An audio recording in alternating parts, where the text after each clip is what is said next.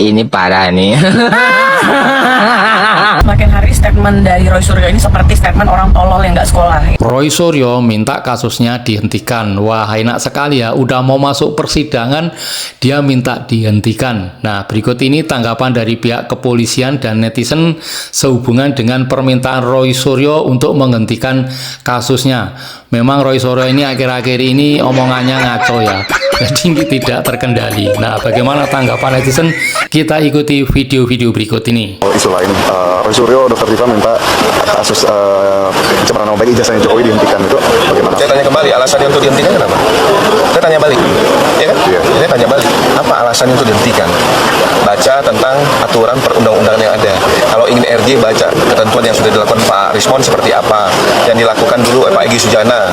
Sebenarnya bisa mempelajari hal-hal itu. Kalau minta untuk dihentikan, kembali lagi saya menjawab pertanyaan itu, kembalikan lagi ke orang yang minta untuk itu dihentikan. Tapi sekarang belum dinyatakan Dalam waktu dekat, kami akan sampaikan hasil dari kelengkapan berkas perkara, kami akan sampaikan tentang proses endingnya, proses itu kami akan update kembali.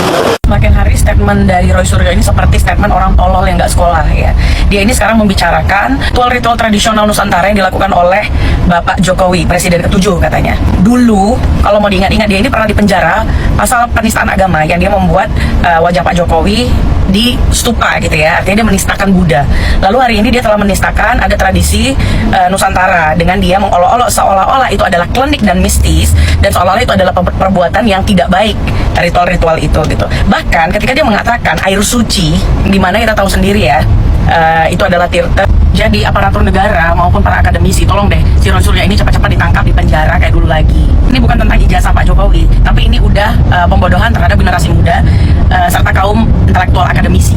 Masa politikus kayak gini? Tapi bukan hanya Roy Suryo ya, senior-senior lain yang katanya akademisi, politikus, pembina kaderisasi juga hari ini kayak anjing gitu.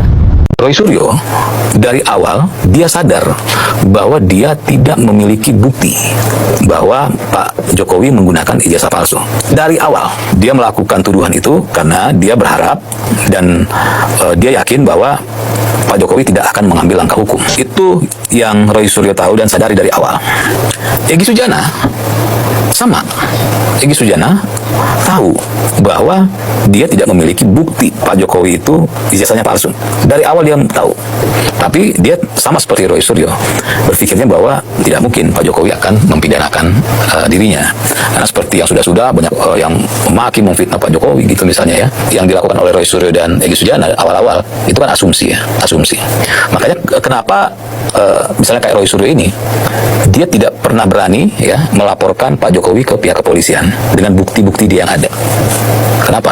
Kenapa? Ya karena memang bukti-bukti yang mereka sampaikan itu tidak bisa untuk melanjutkan proses hukum. Makanya akhirnya Roy Suryo dan kawan-kawan bikin opini aja kan, bikin buku, bikin ini, sebarin informasi bahwa Pak Jokowi gini-gini gitu kan. Jadi mereka sibuk gitu, ke sana kemari, keluar daerah, hanya untuk memframing gitu. Ya. Nah, berdasarkan dari komentar Edi Rendra, jadi disitulah kita pakai akal sehat. Akal sehatnya adalah Egy Sujana berpikir, kalau ini diteruskan, saya tidak punya data yang cukup, maka saya konyol.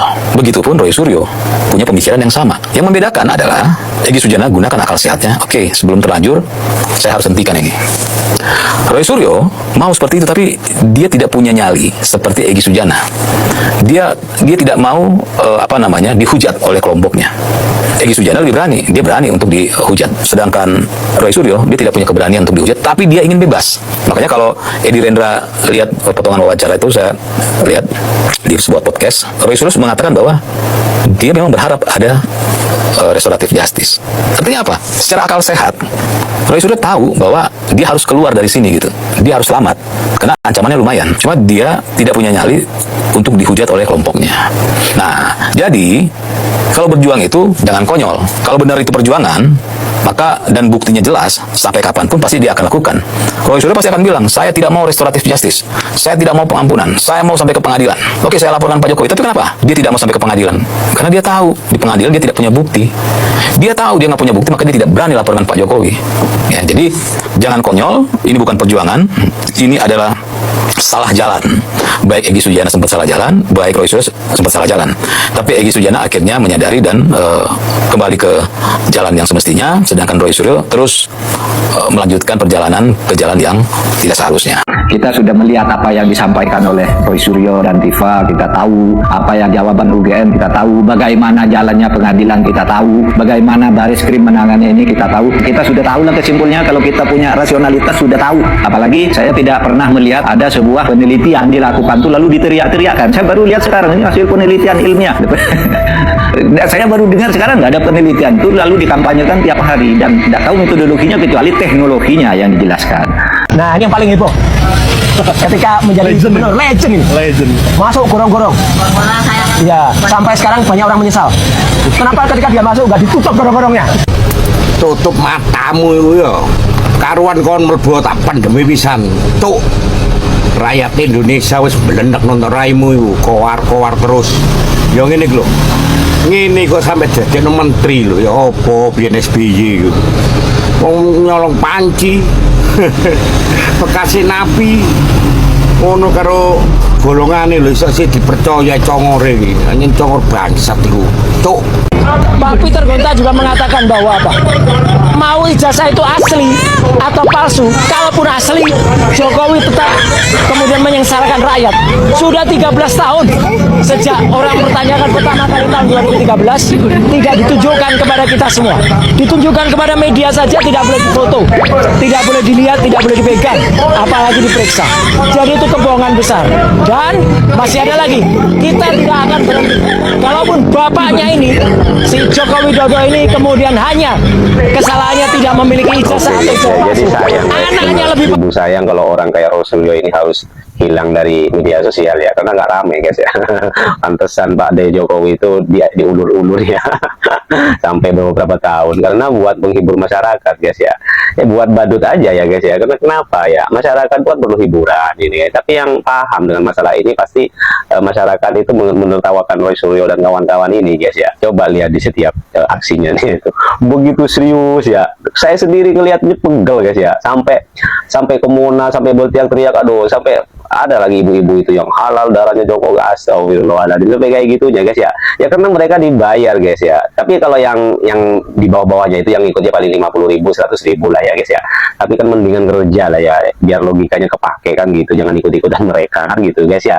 Cuman begini guys ya, Roy Suryo ini kan apa namanya itu pinter ya, dibilang pinter tapi begini kelakuannya, dibilang nggak pintar, dibilang bodoh ya, dia kan orang berpendidikan, serba repot nilainya guys. Jadi kita sebut apa ya?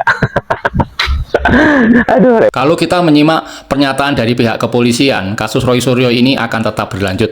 Dan Pak Mahfud MD itu mengatakan bahwa Baris Krim itu sudah ngomong apa, UGM sudah ngomong apa, itu bisa ditebak hasilnya. Nanti Roy Suryo itu akan kalah di pengadilan dan ya hasilnya pasti di penjara. Dan juga akhir-akhir ini Roy Suryo ini memang semakin ngaco ya. Pak Jokowi masuk gorong-gorong dibahas. Kemudian weton Pak Jokowi juga dibahas. Jadi tidak fokus pada permasalahan tuduhan ijazah palsu. Tetapi ada netizen yang mengatakan kalau Roy Suryo itu hanya sekedar badut saja. Jadi hiburan di media sosial. Jadi nanti kalau Roy Suryo itu masuk ke penjara tidak ada badut lagi dong. Jadi media sosial sepi. Ya bagaimanapun juga ini kan ya mencemarkan nama Pak Jokowi, ya harus menanggung risikonya. Kalau emang harus masuk penjara ya masuk penjara, nanti akan muncul badut lain yang menghibur di media sosial. Oke teman-teman, kita tunggu saja proses dari permasalahan Roy Suryo ini.